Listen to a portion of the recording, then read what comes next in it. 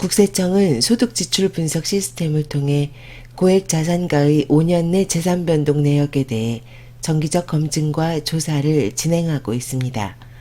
무엇보다 자금 출처가 중요한 시대입니다.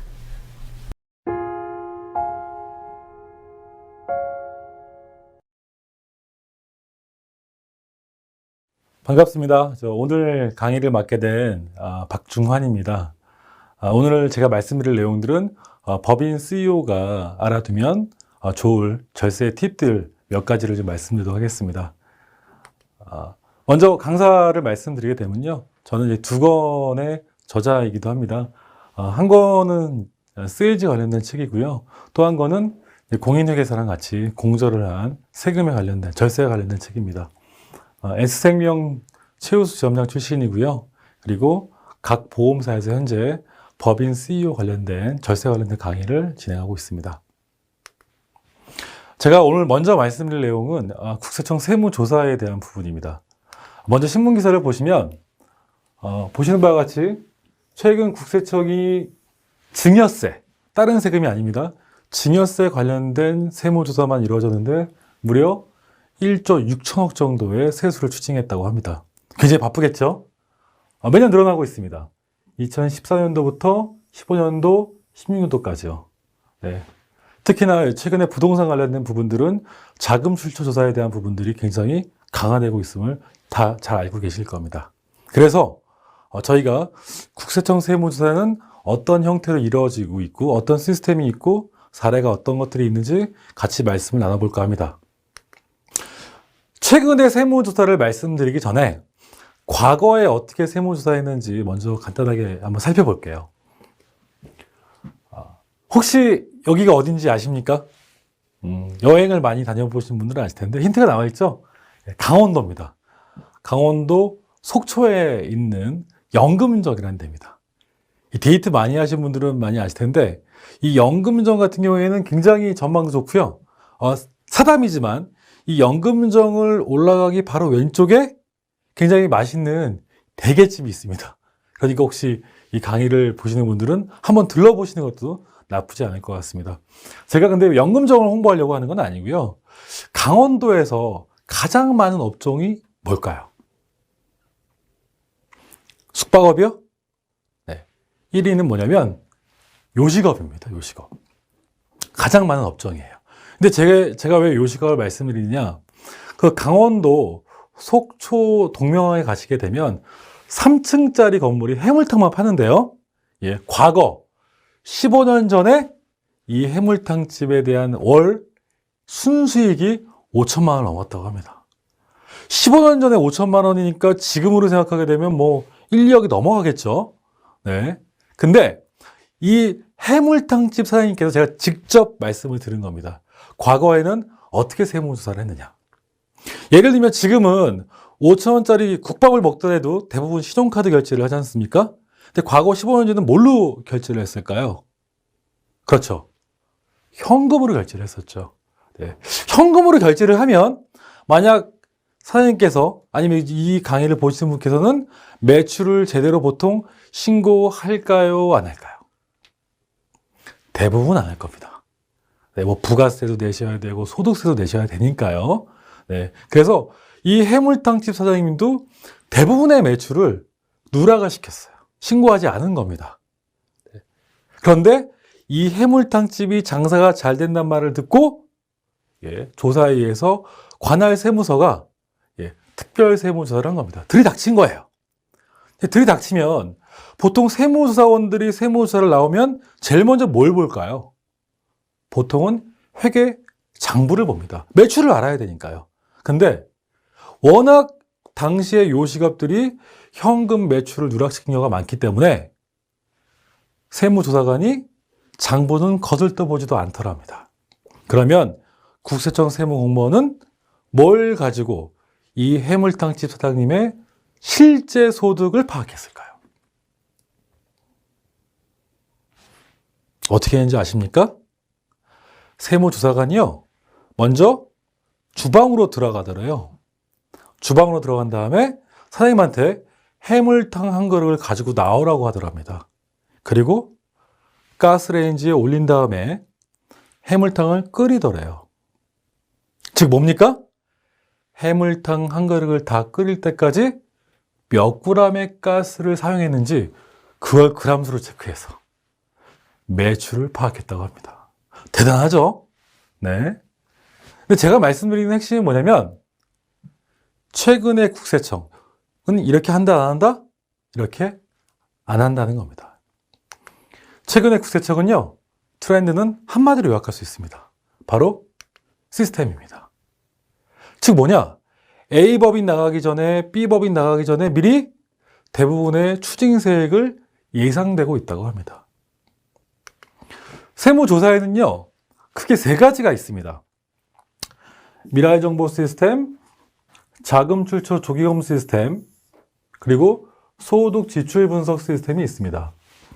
미라정보 시스템은 뭐냐면요, 그 각각의 세무서 공무원들이 지역은 다르지만 혹시나 세무에 대한 뭐 첩보를 받는다거나 만약에 거기에 대한 제안을 받았을 때 자료를 공유하자는 거, 정보를 공유하자는 건데 거의 쓰이지 않습니다. 그리고 자금 출처 조기 검수 시스템은 최근에 소득 지출 분석 시스템으로 거의 통합됐습니다. 그래서 오늘 말씀드릴 내용은 한번 소득 지출 분석 시스템을 살펴보도록 하겠습니다. 소득 지출 분석 시스템이 뭐냐? 보통 PCI 시스템이라고 합니다. 이 PCI는 여기 약자인데요. 뭐냐면 Property, Consumption and Income의 약자예요. 즉 뭡니까? 자산과 소비와 수입의 관계를 분석하는 겁니다. 예를 들면 이런 거예요. 만약에 A라는 사장님에 대해서 이름과 주민번호를 딱 입력하게 되면 그 대표님의 5년치 자산 증가 내역이 다 뜹니다. 이 시스템은요, 2010년 5월 달부터 돌아가기 시작했습니다. 만약에 치면 아까 말씀드린 대로 부동산, 주식, 회원권들 많이 사지 않습니까? 재산 증가액, 그리고 소비한 거. 국세청이 알까요? 모를까요? 대부분 알죠? 카드 쓰시잖아요. 그래서 재산 증가액과 소비 지출액을 플러스해서 이 금액에서 우리 대표분들이 신고한 금액을 마이너스해서 여기에 대한 괴리가 크면 뭘로 보겠다? 탈세로 보겠다는 겁니다. 보통 5년치 자산 증가 내역, 소비 내역, 신고한 소득 금액을 비교합니다. 이 시스템의 목적은 뭐냐면요. 첫 번째, 세금 성실하게 신고하라는 거죠. 네. 두 번째, 대표님들 월급 신고는 뭐 한 달에 500만 원, 600만 원 신고했는데 갑자기 뭐 10억짜리 나대지를 매입했다거나 등기했다거나 이랬었을 때 대표님께서 법인 자금을 개인적으로 유용했다라고 보는 겁니다. 세 번째, 중요한 건데요. 자금 출처를 이 시스템에 의해서 조사를 하겠다는 거고요. 마지막 가장 중요합니다. 세무조사 선정할 때 가장 우선시 활용하겠다는 게 이 PCI 시스템, 소득 지출 분석 시스템의 목적입니다. 직접 한번 볼까요? 네. 또 하나, 이 매출을 또 누락시키는 업종 중에 하나가 뭐냐면 숙박업입니다. 참고로 지금 보시는 이 자료는 국세청 홈페이지에 들어가시면 나와 있는 자료입니다. 특히 그 관할 세무서에서 어떻게 하냐면요. 연말에 이 세무 공무원들도 목표 추징 금액이 있습니다. 그랬는데 만약에 11월, 12월 달에 본인들이 목표한 금액을 다 못했었을 때 뒤지는 데가 어디냐면 대표적으로 모텔 사업자예요. 왜 그럴까요? 앞에서 말씀드린 바와 같이 아직까지도 숙박업은 현금 매출이 많다는 겁니다. 현금 매출이 많다는 건 뭐죠? 당연히 매출을 누락하는 경우가 많다는 거죠. 다시 한번 여쭤볼까요? 왜 숙박업은 현금 매출이 많고 매출을 누락할까요? 네, 남자분들은 아실 겁니다. 대부분 모텔을 와이프랑 같이 가지는 않지 않습니까? 보통 뭐 애인 관계, 불륜 관계가 많이 가잖아요. 대부분 남자분들이 현금으로 결제를 하죠. 네, 다 아닌 것처럼 얘기하시는데 보니까 대부분 그렇게 합니다. 자, 한번 볼까요? 이 모태 사장님 5년 동안 신고한 소득 금액이 얼마입니까? 재산 증가액이 20억. 소비하신 게 얼마예요? 3억입니다. 그리고 5년 동안 얼마 벌었다고 신고했습니까? 4,100만 원 벌었다고 신고했습니다. 좀 심했죠? 네, 4,100만 원. 이분의 탈루염이 얼마입니까? 23억입니다. 네. 만약에 23억을 탈루하게 되면 얼마의 세금을 추징할까요? 국세청이. 첫 번째, 소득세를 추징하겠죠. 소득세 최고 세율이 몇 프로입니까? 지방세 포함해서 46.2%입니다. 이 금액도 적은 게 아닌데, 그 46.2%면 23억에 46.2%가 얼마입니까? 대략 뭐 한 11억 가까이 될 것 같은데요. 11억 좀 넘을 것 같습니다. 11억 내고 끝나면 좋은데 그렇지 않죠. 두 번째, 무슨 세금이 있습니까? 가산세가 있습니다. 가산세에는 두 가지가 있습니다.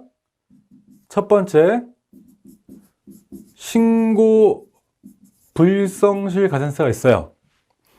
우리 보통 그 사업자분들 부가세를 만약에 신고 불성실하면 몇 프로의 가산세가 붙을까요? 보통 10%가 붙습니다. 만약 무신고한 경우에는요, 20%의 세금이 붙습니다. 근데 이 사연같이 부당하게 무신고한 경우에는 40%의 세금이 붙어요. 그렇죠? 이 11억에 40%니까 대략 뭐 한 4억 좀 넘겠네요. 4억 4천? 여기서 끝나면 좋은데 끝나지 않죠? 두 번째, 납부 불성실 가산세가 있습니다. 납부 불성실 가산세는 경과일수 곱하기 10,000분의 2.5를 합니다. 대략 어바웃으로 30% 잡으시면 되고요. 여기서 대략 한 3억 좀 넘을 것 같아요. 즉, 이 모태 사장님 총 추징 금액이 얼마입니까? 11억, 4억, 3억. 18억 정도의 세금을 추징당하는 겁니다. 어마어마하죠? 다음은 대표님 케이스입니다.